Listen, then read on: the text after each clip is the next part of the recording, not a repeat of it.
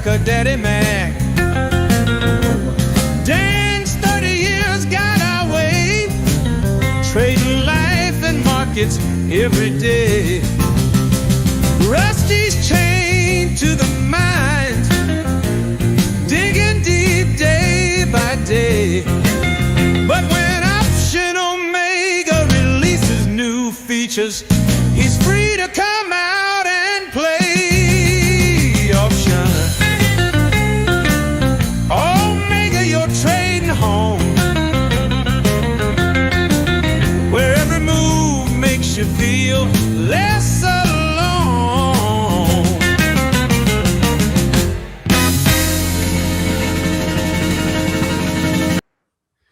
Good morning, Dan. Good morning, chat. Good morning, everybody. Good morning. What was that? Was that a movie, Good Morning America? Was that like a Vietnam thing? Oh, Good Morning, Vietnam. That's it. Good morning. Yes, I'm going to get myself in trouble here. I've actually never seen I know, I remember it. Good Morning, Vietnam. Yeah. But wasn't it? Yeah, Robin Williams. Oh, is that what it was? Okay. Yeah, I was like 7 when it came out and it was rated R. So I was definitely not going to see it. But I have never, I don't even know. Is it a comedy? You know what, Matt? Dan, have you seen it? Bring it up, but I've never seen it. I just remember when you said good morning, I'm thinking, I've heard that expression. I thought it was a serious, what I understood that it was not a comedy, despite having Robin Williams. Robin Williams, of course, legend of American comedy. Maybe now that I'm thinking about it, are his most famous movie roles, maybe he's in the movie Goodwill Detective. I see you typing. Is it it's not a comedy, is it? Good Morning Vietnam. I don't mean to be insensitive. I've never seen it. But Robin Williams, famous for Goodwill Hunting, which is a drama. And then Mrs. Goodfire, is that it? Mrs. Doubtfire is a comedy, but the other one I would say he's most famous for, wasn't he also in Dead Poets Society, which was also not a comedy. And it's about, he plays a teacher, like a poetry teacher. Wow. Listen, I don't know. Robin Williams, legend, all those stories. Dan, have you met any famous people? You're going to say you've met Robin Williams. Troy and Rusty. Let me think. No, famous people. Famous? You know, I mean, I met some famous option guys that would be famous in the option. But that's a very, very small world. Let me see. Famous people, sport. Let's see. When you think of famous sports, I don't know. I'd have to think about it. I'd have to. Here's where I'm going with this. I did not meet Robin Williams before his passing, unfortunately. Yeah. But I was actually in New York for an options thing a couple months ago, and I get in the elevator. This will tie back to Robin Williams, but here's the story, guys. Bear with me. It's got a twist. I get in the elevator. This is last year. Robin Williams has passed. He's not in the elevator. There's 2 ladies in the elevator, and they have a coat logo jacket, and it says Gary Sinise Foundation or something. Oh.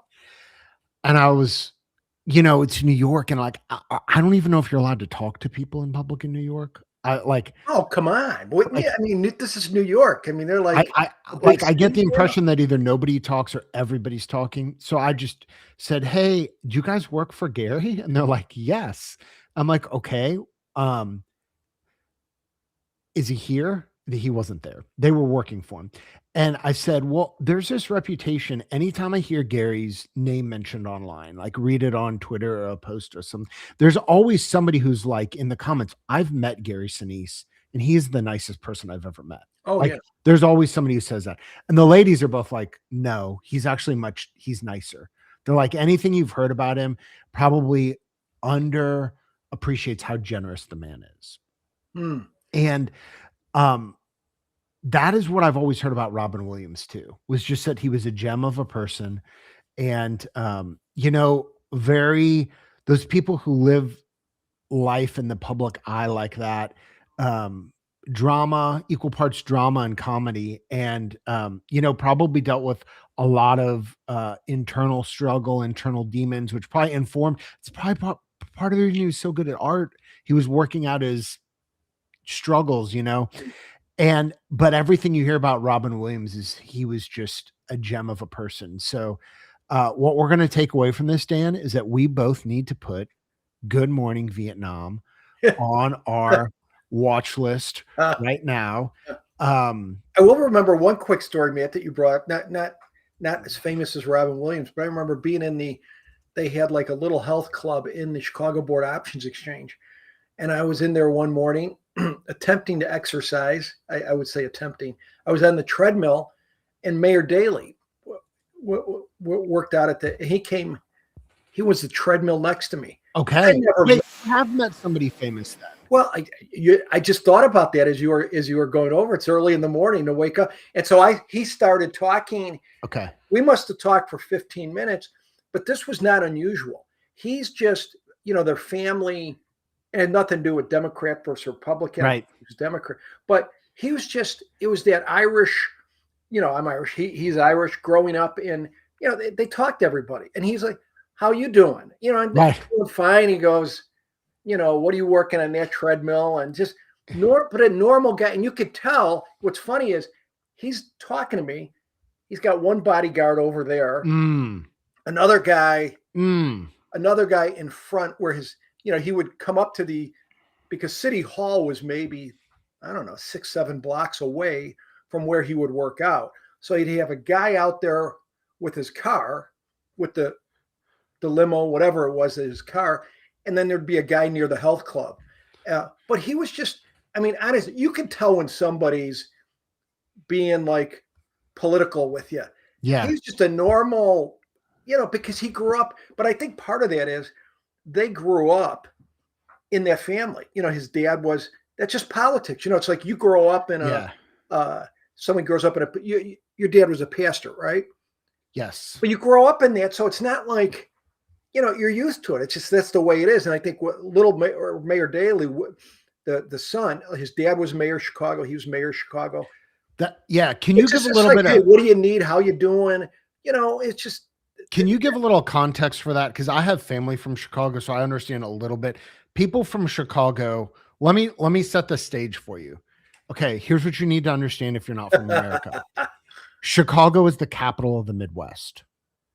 Okay, it's the capital of the Midwest. So the U.S. has 4 unofficial capitals. Okay, well, one of them's official. We have Washington, D.C., which is the East Coast capital. The unofficial West Coast capital is Los Angeles, and then Texas is its own capital. And then the capital of the Midwest is Chicago, and Chicago has a lot of reputations, Dan. Carl Sandburg, the city of broad shoulders. Am I saying that? Is that right? A famous poet. But the most important, it's funny, being in Europe a couple times, the thing that comes up is 2 things that took place over 100 years ago. In terms of popularity. Hey, what do you know about Al Capone? I'm like, yes, I really, he's not related to me. I didn't meet him. He's a little older, and people would come and do you can still do an Al Capone bus tour, right? You could pay your 60 and they'll take you to like speakeasies, Al Capone. Crazy. The other thing, especially when I went to the South, they're looking at me, oh, you're from Chicago, you're Illinois. Ooh, Abraham Lincoln. I'm like, right. Guys, get he's downstate. Get over it. The Civil War was 100 years ago? Well, come on, don't blame me for Abraham Lincoln. No. So Lincoln, the best president, I know. I love was. I grew up in downstate Illinois, and Chicago really needs to be its own state. But Lincoln, land of Lincoln, still very close to Illinois' identity. But Chicago specifically, Dan, the Chicago machine, the political machine. I think people do not understand who the Dailies are. Can you just give like 30 seconds? Who are the Dailies? Yeah. So the Dailies, starting with the dad. So you're talking from the, I don't know if it goes back 70s, a long time. These guys are more powerful. These guys, wouldn't you say, I'd say at some point at the height of their strength, presidents would come to them and ask for favors. Yes. I mean, these yes. guys, this was like the Chicago machine. Yeah. And it was, but you know what? They were loved. I'll tell you, I mean, we were Irish. So obviously my parents and, a lot of relatives, but it was like, they got things done. Right. And they weren't, the other thing that most people liked, they got things done. The streets were clean. Everything was taken care of. And Daly had the reputation for being very hard on crime. My dad was a policeman. I'll tell you. Yeah. In the riots of maybe 67, 1967. Yeah, I was about 8 years old or so. And, he's like, we're not going to put up with this stuff. Right. And we're not going to, we're not going to put up. But the other thing is, they weren't when you heard them talk, you felt hope. Right. They were like running the city. They weren't politicians, is what you're saying. Is that like a way to say it? Yeah, like they're more concerned about running the city. They were running but they cared about people, but they weren't, you hear people speak politicians, you say, he just said 1,000 words and he didn't say anything. The Dalys were like me and you talking over a hamburger. I mean, they'd be in public. They'd be screwing up words. They're just normal guys, but they got things done. The city was efficient. It was. And it's a bit different now. I'll just say this to tie this planet right now. Yeah, to tie this into options trading, and not to get super political, but it's got to be a little political because it's part of it. Chicago's got a new mayor now, and if you didn't know, we talk about all different sorts of things on the show, and a lot of the options machinery is in Chicago.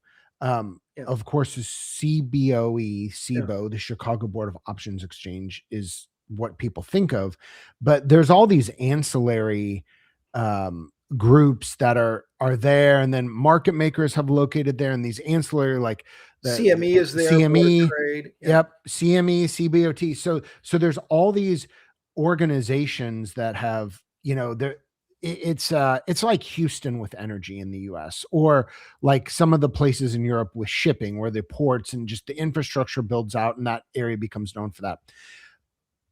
To relate this to options trading, they have a new mayor. They've had several new mayors: Lori Lightfoot, Brandon Jenkins, Johnson, something. And they've talked about taxing options trades, like levying a city tax on organizations for financial transactions. Oh, I didn't hear that one. Is that well, I don't think it went anywhere. I think the reason you didn't hear about it is because it didn't went anywhere. But could you imagine if the city taxed these organizations for futures trades or options trades or stock trades? That would have a chilling effect on the industry. And I think some of those places would rapidly relocate. Well, Matt, it's also interesting when you look at, I would relate it, because you want to relate it to options. Two quick points. Related to options trading, Liberation Day. Everybody says since Liberation Day, everything's changed. Okay, my strategies don't work, or they do work. Well, since this mayor got in, and I don't, I'm not a big political, I don't understand a lot of the policies, but I will tell you this: in any city, a lot of politics going on, but if you can't keep your citizens safe, right? Houston, we got a problem. And I think what happened is you had some businesses leaving. I mean, Citadel, right? One of your biggest market making firms, headquartered in Chicago. I don't know if this was a year or 2 years ago. He basically said, I was quoted in the newspaper, that, hey, my guys are downtown. We're going through this different ideology about how to handle crime, and to keep them safe, we're going to Miami. See ya, right? And that's where they went. And I think some of these big, it's like, hey, if you can't keep it right, one thing politics, but it's another thing if our people going to work don't feel safe, we got a problem. Well, it's like the adage about the mayors and trash service. If the trash stops getting picked up, like, we're 3 days from anarchy. If people can't walk down Michigan Avenue, which is that's like the big tourist street, one of the main streets in Chicago, they can't walk down Michigan Avenue and feel safe, then you got a problem. Well, and work it, and I think with any of those, again, more, communicate. It just seems like there's such dissension. One thing with the dailies it was just like, even if he disagreed with you, it just seems like there were some conversations like, hey, Matt, you and I don't agree. Let me meet you at Jimmy's hot dog place. Let's talk about this. Let's work. I mean, you're always going to have people disagreeing, but can you still move forward and get things done? And I think in City they did it. And now there's a challenge, and maybe he'll come around. I mean, I'm not there close enough to see, but I'll say one last thing that Troy, I saw when we were in Chicago 2 months ago, interviewing Tom Sosnoff. Spoiler alert, Dan. Shh. Okay, spoiler alert. But what I saw was, part of it is the exchange. The whole industry has changed. Now, on one hand, SPX is growing and options is growing and all that stuff. But you walk around that neighborhood, it is like a ghost town. Office space, I mean, put a bid in. Go there, hey, there's nobody in the offices because it's all electronic trading. Yeah. You don't need, in the era. You don't need 3,000 open outcry. You don't need open outcry market makers at the CBOE, Chicago Board of Trade. So it's weird. I mean, even to get to the floor of the CBOE, you just take a little discreet elevator. There's one policeman there and you kind of go in, and it's just a very peaceful existence. It's not like the chaos. So you don't need all these people. And so it's a weird thing because the volume is busting through. They have a lot of volume, right? It's not like the business isn't good, but if the you business saw is exploding. Yeah. Yeah. If you saw it, you'd think, oh, these guys are in trouble. No, it's just they don't need the office space anymore. Yeah. Yeah. Well, listen, we're going to look at a back test, I think, here. A quick weather check, Dan, before we look at a back test. What's the temperature there right now? Oh, in Knoxville, getting near 60s. Are you getting warmer? Oh my goodness. Well, I'm pleased to share that it's supposed to hit 50 today. Oh, that's awesome for Indianapolis. You've had a rough stretch there. Oh my gosh. Do you want to see a picture? Guys, chat, would you like to see a picture of my front yard? If we get a couple yeses, I will show a picture. Okay, so we've got one yes. If we get another yes, I will post a picture of my front yard. But we went for like 2 weeks, I think, without getting significantly above the freezing. We didn't have a range breakout. We were range trapped, Dan. We were in a range of -10 to 30. And we're going to have a range breakout today. And I'm very excited. So here is what it looks like in my front yard right now. This is what it has looked like for 2 weeks. And that's me on my Tauntaun. And that's my front yard. That's awesome. And today, it's an awesome picture. This afternoon, I may put myself on don't tell anybody, guys. Don't tell anybody. I may put on the calendar, I'm going out to lunch, and I may just walk around outside and smoke a pipe because it's supposed to be 50 degrees. Yeah, and I'm so excited. I've got 4 humidifiers going every day. I literally have a humidifier. 4 humidifiers. I can't see it. It's right there to humidify my guitars, humidify myself, humidifiers in everybody's bedroom.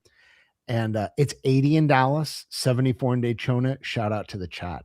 So you guys want to see a back test? We can talk about a back test. Let's go. And listen, you're going to ask Matt, don't share. Here's what you're going to say. Matt, don't share that back test. Don't worry, because we're going to talk about this back test. And here's what we got. We have an ugly back test. What is this? This is simply... I'm just going to let everybody know. I put all of 10 minutes into this. Okay. And this isn't really about the back test, but let me explain what we've got. It's a 25 Delta Condor. It's 10 wide. It's a ride or die. And it's actually using the Norb, which is a new thing in OO. And we haven't done much on the Norb, and that's shame on me. And, shame on us. And we're going to do more on the Norb, but here's all the Norb is. The Norb is no opening range breakout. So in OO, it's very popular to trade opening range breakouts, both high and low. And if you've had high opening range breakouts, you've probably done okay if you've been putting them on the last couple of days, because we've had some movement, right? Okay, so the NORB works where you have a time range, and when you enter, the price is currently between the high and the low of that range. Okay, straightforward. We call it a NORB. And this is just a 1 hour NORB. So in the first hour, we'll open right at that time. And if we haven't broken out, you put this trade on. And listen, not a good trade. Not a good trade. We can go back farther. And I'm going to just guess that it's still not going to be a good trade if we run this back since dailies. But the point of this discussion is not to talk about this trade. I will say this. Sometimes when you see a very red trade, though, it gives you an idea. Maybe there's a variation on this trade that I could do that might be positive expectancy. So here's what I want to show. Not a good trade. Very choppy for a long time. Kind of part of what we might talk about. But here's what I want to look at. Let's just run this bad boy the last 90 days. So I've heard increasingly. Okay, that was fast. Here we go. 90 days. What a difference 90 days makes. Now, again, here's what we're doing.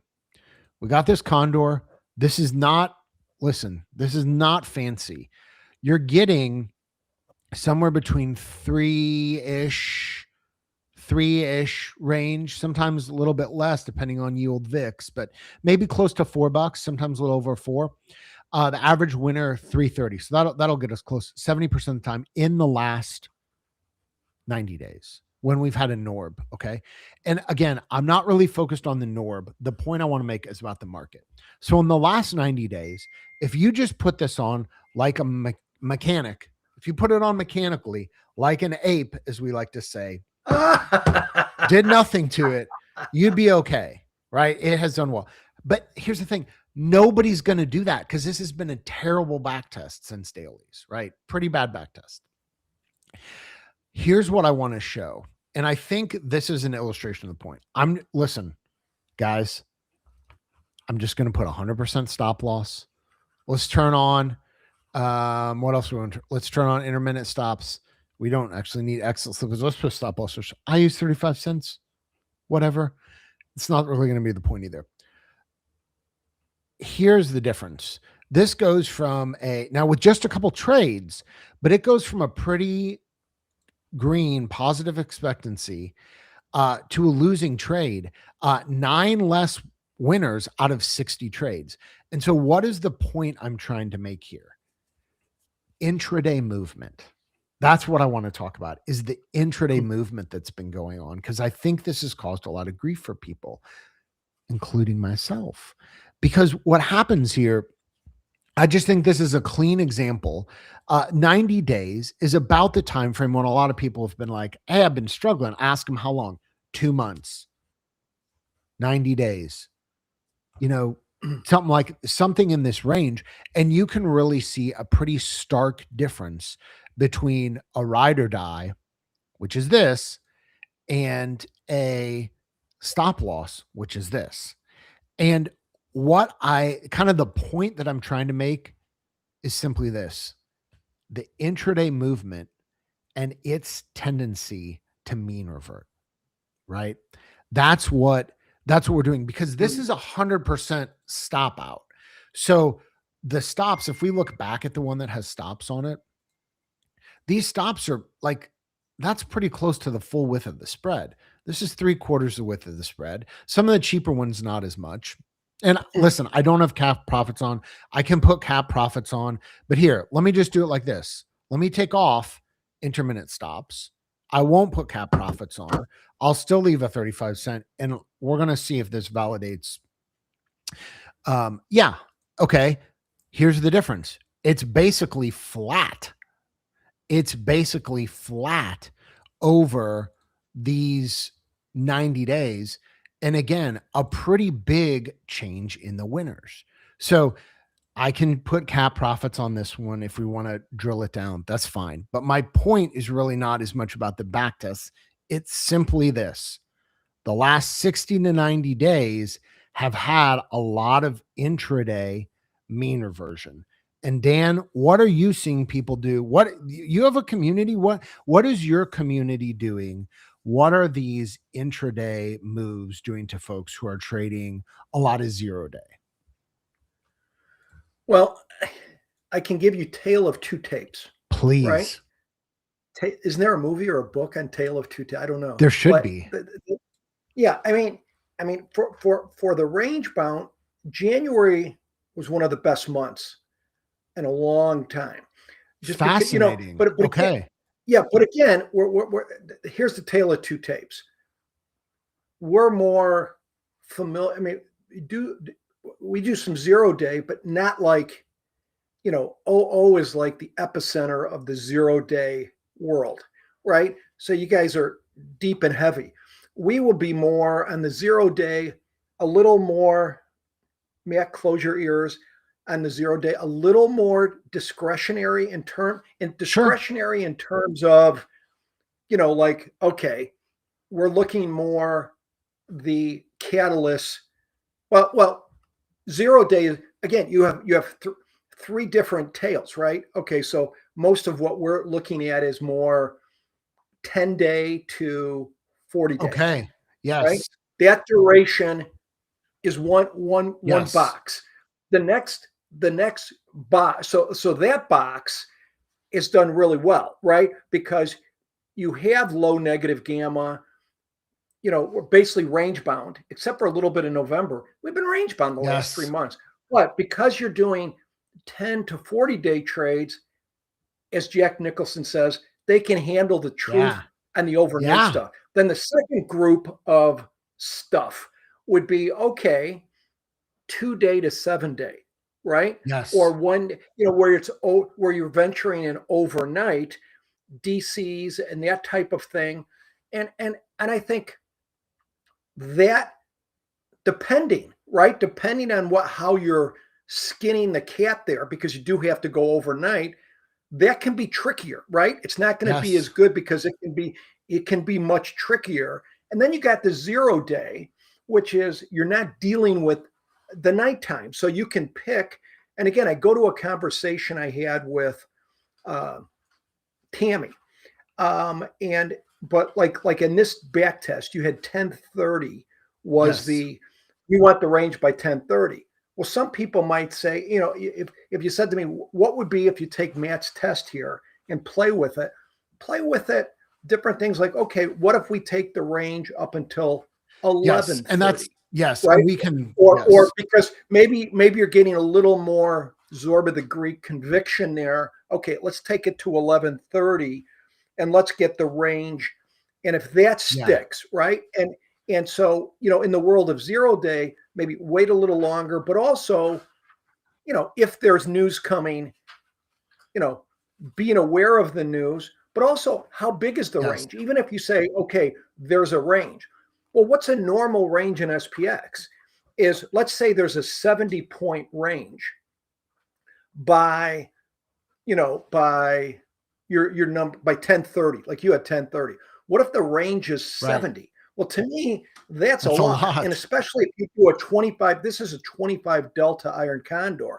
You do a 25 Delta Iron Condor on a range day that it's 70 points, Houston, we come back 35, 40 points. You're like on the oxygen tank. So I think whereas the 10 Delta is a little more, you can dodge a few more bullets on a 10, it'd be my guess. But you guys know a lot more about the 0 day, but I would say in the 0 day, a 10 Delta, when you have this kind of range, can dodge a few more bullets than you got a 25 Delta 0 day.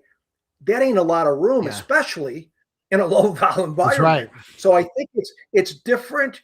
It's different worlds, but I think it's the same thing as, okay, but isn't that the wonderful thing with the back testing, that how do we test it and say, if you spent some time, could his 25 Delta in the last 3 months do okay? And you've proven it can, right? Because we've had a range, but I think you have to, you may have to massage it a little bit differently. So a couple areas I would test it would be, number one, if I was going to test this, take this back test and play with it more, do you play with instead of 10:30, do you play with maybe making 11:30? That's number one. The other thing is, do you play with the deltas? Yes. Instead of 25 delta, do you play with, a combination, maybe a 10 in the puts or 10 in the calls, 20 in the puts? Do you play with the deltas? And because I like, what you like when you get a little higher delta, the thing you like is the risk reward is much better, right? So I would be more tend to do what do you call it? Ride or die in a high delta iron condor than I would a ride and die in a 10 delta. Yes. Because riding and die in a 10 delta, you can get a lot more juice for the squeeze. It can be that. So I'm excited about I think this to me as a range mount person, one of the neatest things that you guys have come up with. We need to do, listen, we have 2 questions we need to answer, and we're going to do more Norbs. Again, I don't want people, I shared that back test. Nobody's like, it's a horrible back test.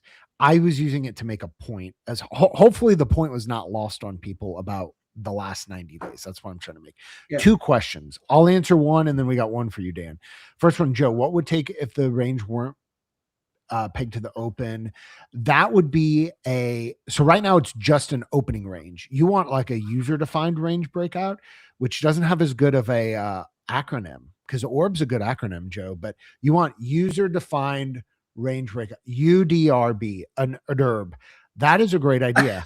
I do not know if there's a canny request for it. Just so everybody knows, we use canny.io. And if you go to optionomega.canny.com, you can look at the feature requests. And we actually use these. Actually, the Norb was a feature request. So we use these feature requests to help shape the product. And we have a product person who works with the devs and goes through the canny, and we all look at them. And like after this, I'm getting on a meeting to do a product meeting with something else that people have asked for automation from Canny, one of the top voted things. And I don't know if I can spoiler alert this yet, but we have one of the most, I'll just say this, one of the things that we've heard, the most common thing we've heard since the beginning of Dawn was to do automation. We did that last year. And then there's a backtesting specific request that's just like a big, broad backtesting request that people have asked for years too. And it is in development. And I think next week we will start to roll that out. So there's a lot of stuff coming. Here's the other question. Don't ask me what it is. I'm not going to tell you. Here's the other question. This is a great question. And I'm going to intro it and preface it and then let you go, Dan. Can you explain Delta? Can you explain Delta? It's a more complicated question, but great question. Real estate. Dan, Delta has more than one definition. True? Million, but in terms of Delta, yeah, it does. But for this discussion, maybe Delta neutral is just saying whatever trade you put on, whatever duration, right? Let's take a double calendar or an iron condor 0 day, right? It's just saying when you're starting out, it has nothing to do with risk. So Delta neutral, you could have sometimes people think like it warms my tummy. Delta neutral is like warm milk to a baby. If you're Delta neutral, the world will be your oyster, right? But Delta neutral just means when you're starting the trade, you're really not leaning one way or the other. You're starting the trade. But let's take an example. Let's take an extremely risky position. Let's take a short strangle, which is the foundation of a 0 day double calendar. And it's the foundation of a 0 day iron condor. So let's just sell an out of the money 20 delta call and sell an out of the money 0 day 20 delta put. Well, that's the warm milk for the baby. We're starting out, they say, well, which way, if we're going to move 10 points or 15 points either way, which way do you want it to? I don't care, for the most part, right? A simple discussion. We're okay. But if you look at that graph and you say, what would happen if we had a war? What would happen if we had a major problem in the market? And you'd say, on this warm and fuzzy, starting out, what's the deltas on that? I mean, that says deltas of They- 17, yeah. but if you sold, but I'm assuming your deltas are near zero starting out. Delta neutral is strictly that I'm starting out with no bias, period. But we want to make double and triple clear delta neutral has nothing to do with risk, right? So delta neutral, we were delta neutral traders in the pit for the most part, right? We're volatility traders. So we would, based on volatility, we would create positions, but our deltas were close to zero. But you still had to deal with the risk, right? And you look at that position that Matt is showing there. Matt, why don't you talk Well, about listen, I just did this live. I pulled up a strangle here and got it close to delta neutral for a 0 day. A 0 day. Is there a risk in that trade, Matt? Do what? Is there a risk in that trade? Oh my gosh. I'm joking. So Yeah. listen, I mean, we're not going to move 60% today, but like this is like what have the moves been lately here? I mean, there's a ton of risk in this trade, and you didn't raise the volatility. No, I mean, 0 days. This is the volatility. So if volatility goes up, it's just going to get worse. Which 0 day people often care less about volatility, but it still matters. Right. It still especially does. When you're looking at risk, and so you know a lot. What matters is, okay, it's one thing people say, well, we love a high volatility doing 0 day iron condors. You do if it's high. So you come in the morning and the VIX is 20 and you do it, right? And you get a ton of room. But what if the volatility is 13 or 14 in the VIX? You put on your iron condor and now some major news comes out and the VIX goes up 5 or 6 points. You're on the bedroom floor crying. Yes. Asking, mommy. And this could be a Trump tweet. Yeah, absolutely. Of him saying something to the Iranian leadership or to Putin or to little rocket man. We haven't heard about North Korea in years, but with Trump, it could come back and you don't know. You don't know. Yeah. And so this is a great conversation because it kind of takes it full circle back to that really ugly back test that I showed of the last 90 days, people running stop losses, which a lot of the 0 day people are trading very wide short premium. Like it's not naked, but it's wide. And so if they don't, like how wide would you give me an example? It's people put anywhere from 50 wide to just buy nickel wings. You see that all the time. So if you have a big move and they don't have a stop loss, the width of their spread is enormous. So they have to set these up. They feel like they have to set them up with a stop loss, which I totally understand. But the tweets have made, or the truths, or just the geopolitics, the increasing nature of this algorithmically driven instant response market have made, here's the thing. Tired of him messing up my trades. Like, listen. Let me ask you, couldn't a lot of that be solved? So let's say, and again, I have no idea, as far as these 40, 50 wide, but if you bring up to me like a 40, 50 wide 0 day, especially in a lower vol environment, is there going to be that big a difference between 30 wide and 50 wide? But the point is this, let's say you had 5 of these or 10 of these. Common. Yeah. To get rid of this whole stop problem, just go in there and, but it'd be insurance. So yes, it's going to maybe screw things up a little bit, but go buy a extra so that your net long, if that event happens, your net long, maybe you buy an you buy a 5 delta, so that your net long contracts, but not 50 wide out. I think the net long contracts would work for the nuclear moves, but it would take, my suspicion is if somebody's selling a boatload of condors a day, it would take away too much of the edge. So Tom says, 100 wide, 75 wide, 80 wide. Yeah, I think what I say 50 to 100. So I like, these are very wide condors. So you have to have a big move for those shorts. The big move for the longs to really appreciate in value. And so I just, again, I just think that's why a lot of folks have had tough sledding the past 2-3 months. We're in a market where we've had these big intraday moves and then a return. And when, it's easy to feel good emotionally when I'm trading 0-day premium. It's easy to feel good emotionally when I say, oh, closed my trade and kept going another percent. Like happened, Thursday, kept going another percent. Yeah. It's a lot harder emotionally. To quote the chat, I'm tired of him messing up my trades. It's a lot harder emotionally to have a stop loss.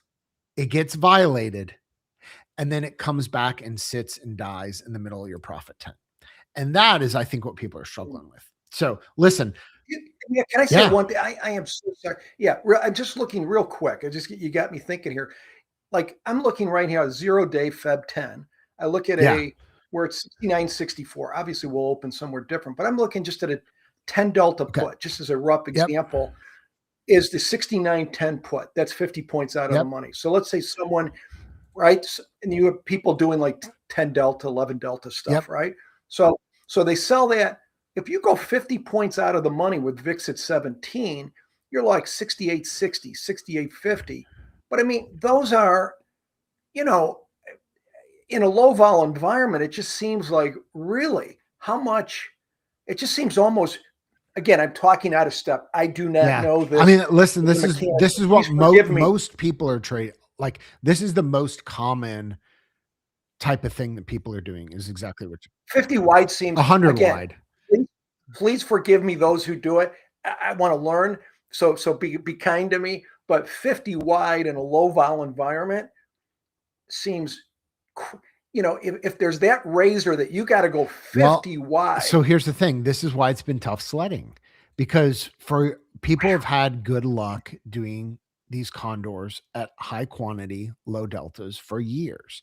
And what is going on now is it's just been tough sledding the past couple months. But listen, there are people who are still doing this very successfully, but it's a lot of work to try to get back tests that are robust and resilient to this market. So fortunately, we got a back tester. So listen, the market's going to stop and start. The RTH is going to start in 2 minutes now. So we've got 2 minutes. We're going to be back tomorrow. Troy and Dan will be back. I think we're going to do a NORB Thursday. And then reminder, everybody, Monday is a holiday in the US. It's President's Day. Be presidential. Dan, be presidential. Oh, Matt, did you know, on a closing note, we talked NORBs today, folks, and made me think of, I had a cousin that went in Wisconsin. I think it's Minnesota maybe, or Wisconsin maybe, St. Norbert's University. Okay. So maybe they would be interested in sponsorship. Anybody reach out. That's right. My DMs are open. Monday, President's Day. Growing up in Illinois, we didn't celebrate it. We celebrated Lincoln's birthday and Casimir Pulaski Day. And if you don't know who Casimir Pulaski Day is, I can educate you. But that will not be on the show today. Revolutionary War hero, Polish, died a very gruesome death at Savannah. Bio options trader, thank you so much. We have some shows today. There are a lot of shows today. Today's Tuesday at 10:30. Troy will be doing Fix My Back Test. Noon, the Navigation Trading Show. 4:15, Small Account Challenge. So check it out. We'll see you on the shows again tomorrow. Thanks, guys.